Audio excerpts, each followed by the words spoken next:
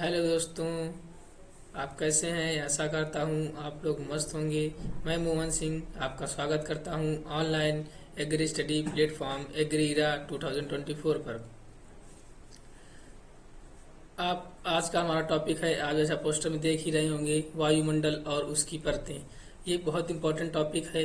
जो agriculture exam हो या फिर कोई भी कम्पिटेटिव एग्जाम हो, उसमें से एक नए क्वेश्चन आते ही आते हैं।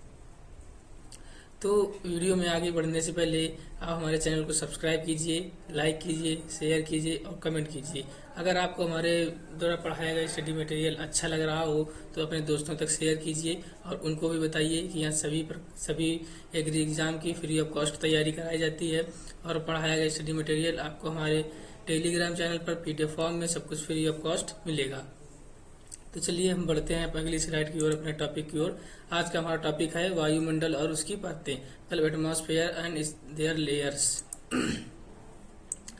हम समझते हैं कि एटमॉस्फेयर होती क्या है, उसकी परिभाषा क्या होती है। पृथ्वी के चारों ओर स्थित गैसीय आवरण जो पृथ्वी की गुरुत्वाकर्षण शक्ति के कारण उसके जुड़ा हुआ वायुमंडल कहलाता है। मतलब कि पृथ्वी के चारों ओर का वह आवरण जो पृथ्वी को घेरे हुए है, ये गैसों द्वारा एक परत होती है जो पूरे पृथ्वी को घेरे हुए है, इस आवरण को वायुमंडल कहते हैं।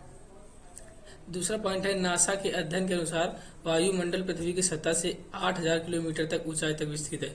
जो हमारा ये वायुमंडल है, जो हमारा एटमॉस्फेयर है, ये पृथ्वी की सतह से 8,000 किलोमीटर ऊंचाई तक है। जो हमारा वायुमंडल है, मतलब कि पृथ्वी की 8,000 किलोमीटर की ऊंचाई तक स्थित रहता है।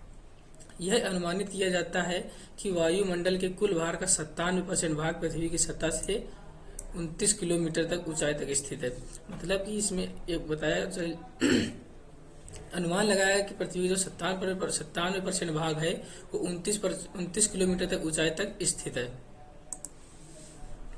हमारा है वायुमंडल का संगठन। अगली स्लाइड है वायुमंडल का संगठन, मतलब कंपोजिशन ऑफ एटमॉस्फेयर। पहला पॉइंट है, वायुमंडल गैसों, जलवाष्प और धूल कणों से बना होता है। मतलब कि वायुमंडल किन से मिलकर बना होता है? जलवाष्प, धूल कण और गैसों से मिलकर बना होता है। अगला पॉइंट है हमारा, वायुमंडल का कुल भार 95% गैसों द्वारा बना होता है। जो हमारा एटमॉस्फेयर, जो वायुमंडल है, इसमें लगभग अधिक से अधिक 95% तक गैसें होती हैं। उसके बाद जलवाष्प और धूल कण होते हैं। 5% में जलवाष्प आता है और धूल कण आते हैं। बाकी 95% में हमारी गैसें ही आती हैं। और अगला है, नाइट्रोजन और ऑक्सीजन प्रमुख गैसें हैं जो पृथ्वी की सतह से 25 किलोमीटर तक ऊंचाई तक पाई जाती हैं। एटमॉस्फेयर में दो प्रमुख गैसें हैं, नाइट्रोजन और ऑक्सीजन। ये डोमिनेंट गैसें हैं जो एटमॉस्फेयर में 25 किलोमीटर की ऊंचाई तक पाई जाती हैं। वायुमंडल की कुल गैसीय संरचना का लगभग 99% भाग निर्माण करती हैं। जो नाइट्रोजन और जो ऑक्सीजन गैस है, ये एटमॉस्फेयर की जो पूरी संरचना है उसमें 99% भाग का निर्माण करती हैं। बढ़ते हैं अगली स्लाइड की ओर। आता है कि कौन सी गैस कितने % हमारे एटमॉस्फेयर में पाई जाती है। तो आयतन के अनुसार ये हमने एक टेबल बनाई है। इस टेबल से आप अच्छे से याद कीजिए, लिखा है नाइट्रोजन 78.08% और ऑक्सीजन 20.95% और कार्बन डाइऑक्साइड 0.035%। वहीं पे अगली आती है आर्गन 0.93%। जो ये आर्गन है, ये पूछा जाता है क्वेश्चन कि ऑर्गन हमारे एटमॉस्फेयर में कितने % पाई जाती है? 0.93% अधिकतर। बाकी ये तीनों लोग तो सभी लोग जानते हैं, तो ऑर्गन को कोई लोग नहीं जानते हैं। तो इससे पूछा जाता है क्वेश्चन कि ऑर्गन कितने % पाई जाती है? तो 0.93% पाई जाती है। अगला हमारा पॉइंट है, गैसों का यह अनुपात 80 किलोमीटर की ऊंचाई तक बरकरार रहता है। जो हमारी ये गैसें हैं, नाइट्रोजन, ऑक्सीजन, कार्बन और आर्गन, जो इनका ये प्रतिशत है, परसेंटेज है, ये 80 किलोमीटर तक तो इसी अनुपात में रहता है कि जो नाइट्रोजन इतने अनुपात में रहती है, ऑक्सीजन भी इतने में रहती है, कार्बन डाइऑक्साइड भी इतने में रहती है। 80 किलोमीटर की ऊंचाई के जाने के बाद इन गैसों का अनुपात बढ़ने लगता है, बढ़ने और घटने लगता है। वहाँ पे हाइड्रोजन और हीलियम की मात्रा बढ़ जाती है। जैसे जैसे हम 80 किलोमीटर से ऊंचाई पर जाएंगे, वहाँ पे इन गैसों का अनुपात घटने लगेगा और हाइड्रोजन और हीलियम की मात्रा बढ़ने लगती है। तो आप ये पॉइंट ध्यान रखिएगा, बहुत इंपॉर्टेंट पॉइंट है। बढ़ते हैं अगले स्लाइड की ओर। अगला है, ये हमारे कुछ ग्राफ द्वारा बताया गया है कि नाइट्रोजन गैस देखिए टोटल का इतना लिए है, ऑक्सीजन इतना और ऑल अदर गैस इतनी, आर्गन इतना और कार्बन डाइऑक्साइड इतना। जो हमने अभी परसेंटेज में बताया था वही इस ग्राफिक के द्वारा बताया गया है। अगला है वायुमंडल की संरचना, स्ट्रक्चर ऑफ वायुमंडल। जैसे जैसे हम वायुमंडल में ऊपर बढ़ते हैं तापमान में भिन्नता पाई जाती है। जैसे जैसे हम वायुमंडल में ऊपर, पृथ्वी की सतह से हम ऊपर की ओर जाते हैं, तापमान में भिन्नता पाई जाती है। अलग अलग लेयर पर अलग अलग तापमान रहता है, कहीं बढ़ता है तो कहीं घटता है। तो अगला पॉइंट है तापमान की विशेषताओं के आधार पर वायुमंडल को ऊर्ध्वाधर 5 परतों में विभाजित किया। जो वायुमंडल की संरचना में लेयर है उनको 5 परतों में मुख्यतः विभाजित किया गया है, लेकिन हमने यहाँ 6 लिख रखी है, जो छठवीं है ये अलग से ऐसे नाम दिया गया है, उसे इसमें नहीं जोड़ा गया है। तो मुख्यतः 5 परतें हैं वायुमंडल में। कौन कौन सी? पहली क्षोभ मंडल जिसे कहते हैं ट्रोपोस्फेयर, दूसरी समताप मंडल जिसे कहते हैं स्ट्रेटोस्फेयर, तीसरी मध्य मंडल जिसे कहते हैं मीजोस्फेयर, और चौथी अयन मंडल जिसे कहते हैं ताप मंडल भी कहते हैं, आयनोस्फेयर या थर्मोस्फेयर कहते हैं। पांचवी बाह्यमंडल जिसे एक्सोस्फेयर कहते हैं, और छठवीं जो अलग से है उसे कहते हैं चुंबकीय मंडल या मैग्नेटोस्फेयर। तो चलिए हम आगे एक एक करके सभी के बारे में जानते हैं। ये बहुत इंपॉर्टेंट, ये पांचों परतें हैं जो हमारे एग्जाम में पूछी जाती हैं। चलिए हमारा पहला है क्षोभ मंडल या ट्रोपोस्फेयर। इसकी जो ऊंचाई होती है पृथ्वी तल से 18 किलोमीटर तक होती है। जो क्षोभ मंडल या ट्रोपोस्फेयर की ऊंचाई होती है 8 से लेकर 18 किलोमीटर, कहीं कहीं 13 किलोमीटर भी लिखा होता है, तो लगभग इतना ही होता है, 20 किलोमीटर के अंदर ही रहता है। अगला है सभी प्रकार की मौसमी घटनाएं इसी मंडल में होती हैं। जो हमारा ट्रोपोस्फेयर है, क्षोभ मंडल है, जिस सभी प्रकार की जो मौसमी घटनाएं होती हैं इसी मंडल में होती हैं। जैसे कोहरा हो गया, बादल हो गया, बारिश हो गया, तूफान हो गया, बिजली आग का कड़कना, जितनी भी मौसमी घटनाएं हैं ये सभी क्षोभ मंडल में होती है। बहुत इंपॉर्टेंट पॉइंट है, इसे याद रखिए कि सभी प्रकार की मौसमी घटनाएं किस मंडल में होती हैं? क्षोभ मंडल में होती हैं। यह विकिरण, चलन और संवहन का क्षेत्र, मतलब विकिरण, चलन और संवहन। विकिरण का मतलब इसमें जो तरंगे होती हैं, जो हमारी जो इलेक्ट्रिकल तरंगे होती हैं इसी क्षोभ मंडल में ही चलती हैं। और चलन मतलब इसमें कहीं कहीं पे एरोप्लेन और संवहन का क्षेत्र है, इसमें एरोप्लेन भी चलते हैं, और जो हमारे नेटवर्क तरंगे हैं इसी में भी चलती हैं। अगला पॉइंट हमारा क्षोभ मंडल में बढ़ती हुई ऊंचाई के साथ 6.5 डिग्री के प्रति 1000 मीटर की दर से घटता है। अगर हम क्षोभ मंडल में ऊंचाई में बढ़ते हैं तो 6.5 डिग्री से टेम्परेचर जो हमारा है वो बढ़ता है।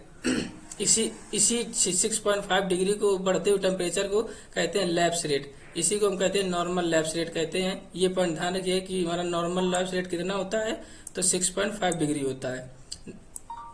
अगला पॉइंट है इस परत की ऊपरी सतह पर जेट धाराएं पाई जाती हैं। ये जो क्षोभ मंडल है इसकी ऊपरी सतह पर जेट धाराएं पाई जाती हैं। जो पॉइंट हम हाईलाइट कर रहे हैं ये जरूर याद रखिएगा क्योंकि ये पूछे जाते हैं। बढ़ते हैं अगला हमारा स्लाइड की ओर। अगला हमारा संताप मंडल, ये दूसरा है जिसे कहते हैं स्ट्रेटोस्फेयर। ये संताप मंडल, इसमें ये जो मंडल है बहुत शांत हवाओं का स्टेब्लिश्ड लेयर है वायुमंडल की। इसकी ऊंचाई जो होती है 50 किलोमीटर तक होती है। मतलब कि जो 18 से, जहाँ हमारी पहली थी क्षोभ मंडल 18 किलोमीटर तक थी, फिर उसके बाद 18 से लेके 50 किलोमीटर तक हमारा समताप मंडल पाया जाता है। एकदम शांत मंडल, इसमें ना ही कोई हवाएं चलती हैं ना ही कोई ज्यादा कुछ चाल चलन रहता है। दूसरा पॉइंट हमारा इस परत में ही ओजोन परत पाई जाती है। ये बहुत इंपॉर्टेंट पॉइंट है कि ऐसे क्वेश्चन आता है कि कौन सी परत में, वायुमंडल की कौन सी परत में ओजोन परत पाई जाती है, तो किस में पाई जाती है? समताप मंडल में ओजोन परत पाई जाती है। ये 15 से लेकर 35 किलोमीटर तक पाई जाती है। जो हमारे 18 के बाद 50 किलोमीटर आता है, इसमें 15 से लेकर 35 किलोमीटर तक हमारी ओजोन परत पाई जाती है, और पूरे समताप मंडल में ही ये ओजोन परत पाई जाती है। अगला पॉइंट हमारा ओजोन परत जो है हमारे अल्ट्रा वायलेट किरणों को रोकती है। जो हानिकारक किरणें जो सूर्य से हमारे पृथ्वी की ओर आती हैं, जो मनुष्य की त्वचा के लिए नुकसानदायक होती हैं, पेड़ पौधे या जानवर के लिए भी नुकसानदायक होती हैं, उन्हीं को जो ओजोन परत है इनको रोकती है। इस परत की निचली सीमा पर जेट धाराएं पाई जाती हैं। हम आपसे एक क्वेश्चन पूछते हैं कि जो ओजोन परत की क्षरण के लिए मुख्य हानिकारक गैस कौन सी है, जो मनुष्य द्वारा उत्पन्न की जाती है? अगर आपका इसका आंसर पता हो तो हमारे कमेंट सेक्शन में जरूर बताएं। इस परत की निचली सतह में जेट धाराएं पाई जाती हैं। जो समताप मंडल है इसकी निचली सतह में जेट धाराएं पाई जाती हैं। जो अभी हमने पढ़ा था क्षोभ मंडल की ऊपरी सतह में जेट धाराएं पाई जाती हैं। बढ़ते हैं अगले स्लाइड की ओर। मध्य मंडल या मीजोस्फीयर, ये हमारा तीसरा स्फीयर है जिसे कहते हैं मीजोस्फीयर।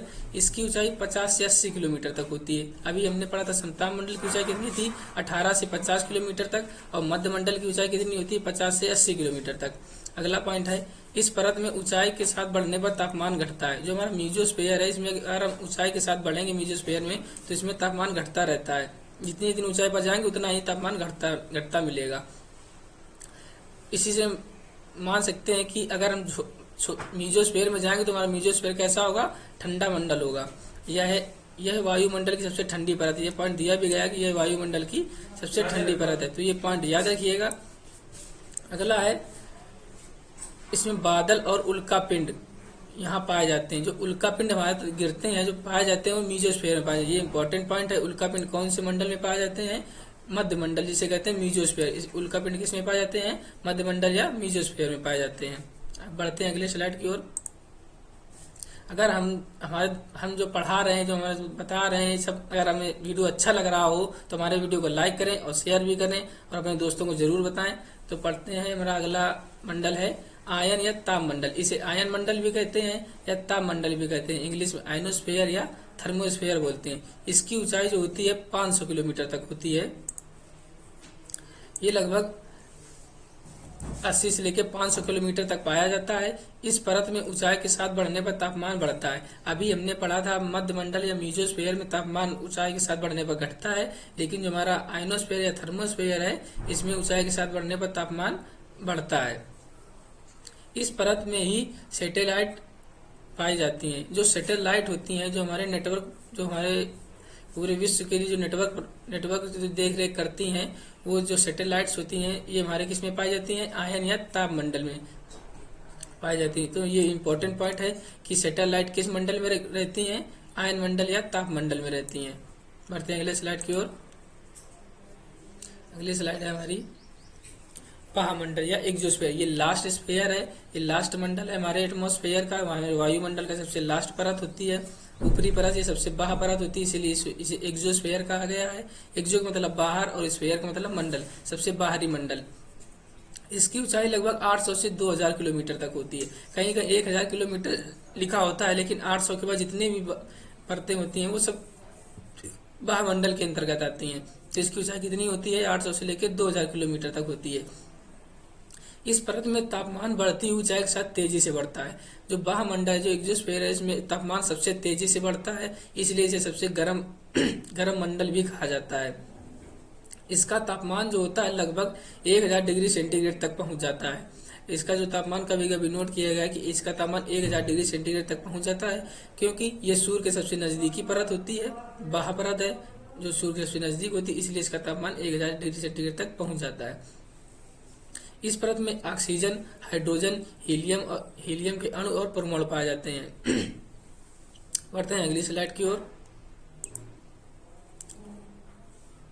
चुंबकीय मंडल, जो हमारे मंडल वो 5 ही हमारे मेन मंडल थे। ये चुंबकीय मंडल, इसे अलग से नाम दिया गया है, इसे अलग से स्टडी करते हैं, लेकिन हमारे जो मंडल है मुख्यतः 5 ही हैं।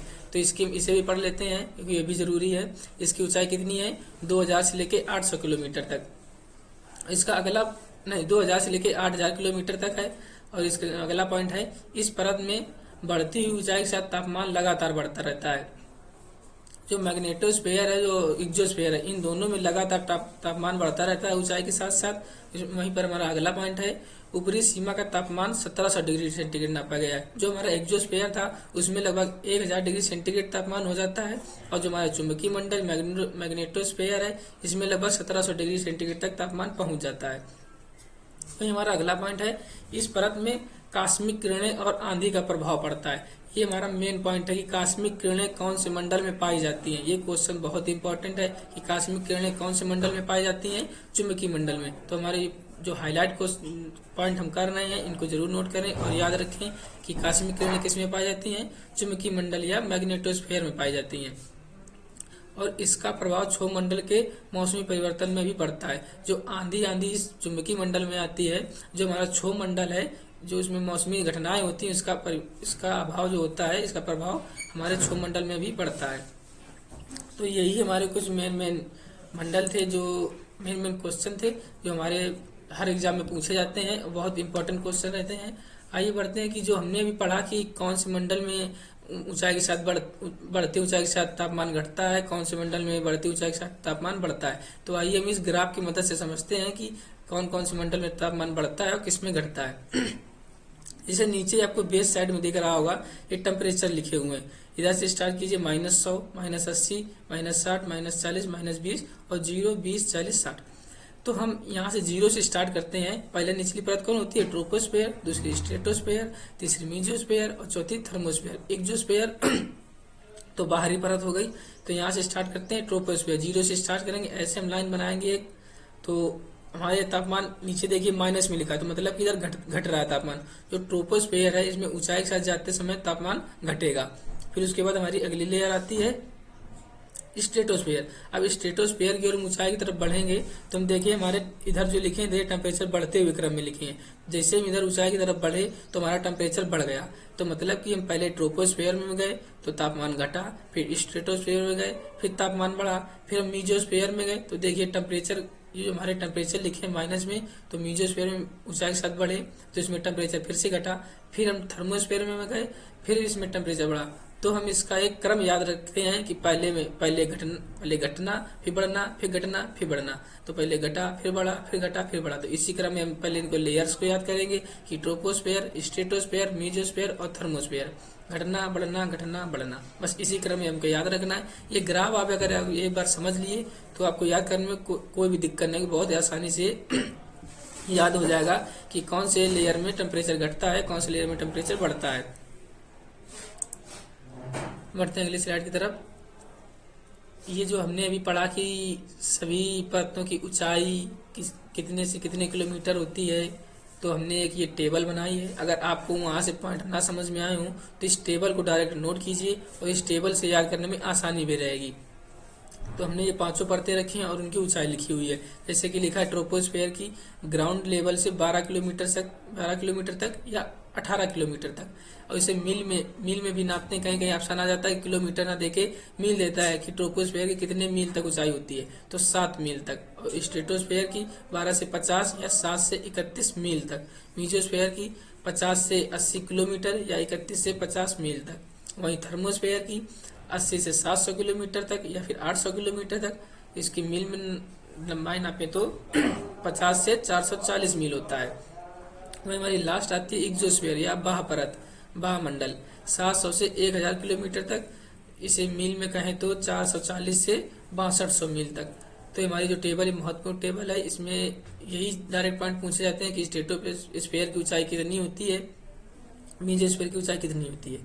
तो ये हमारे कुछ मेन पॉइंट थे। और ये हमने एक ये ग्राफ लगाया हुआ है एटमॉस्फेयर ऑफ अर्थ, जो हमारी लेयर है आपको एक चित्र के द्वारा दर्शाया गया है। अगर आप इस चित्र को देखें तो देखिए ट्रोपोस्फेयर, जिसमें हमारा एरोप्लेन उड़ रहा है और यहीं पे सारी मौसम बादल भी बने हुए हैं, यहीं पैराशूट भी है।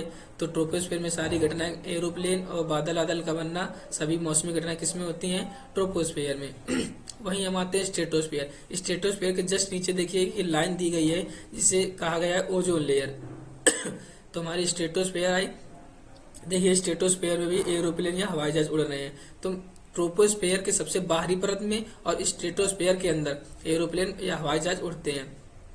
वहीं अगला आते हैं मीजोस्फेयर। देखिए मीजोस्फेयर में उल्का पिंड को दर्शाया गया है। तो उल्का पिंड कौन से ये मंडल में निकलते हैं? मीजोस्फेयर में होते हैं।